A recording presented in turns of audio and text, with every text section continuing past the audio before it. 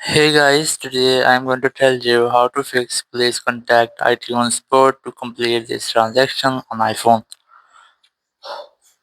If you're using any iPhone and you're having this type issue that contact iTunes store to support to complete this transaction.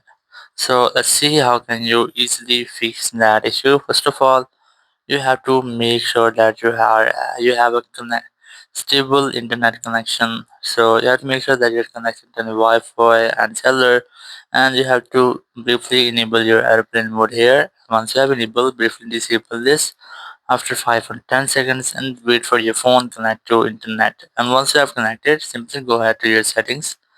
In settings, you have to go for general, and here you have to go for VPN management. Here's VPN and device management. Simply tap on it.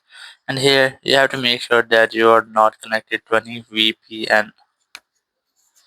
If you are connected to any VPN, so you must have to disable your VPN from here. And after that, you have to retry. But if you are still having the same issue, so you must have to open up your browser.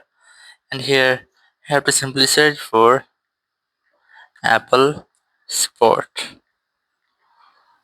Simply search for that, and once you have searched, open the first website from here. And from here you have to search for you have to tab on your iPhone, and here you just have to select the last option, which is get support. Simply tap on start now,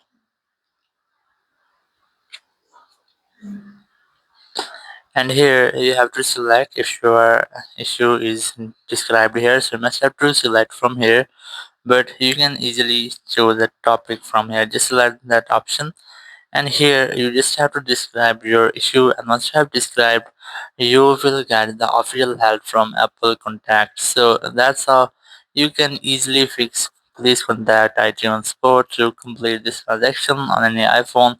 Thank you very much for watching the video. Until next video, bye bye.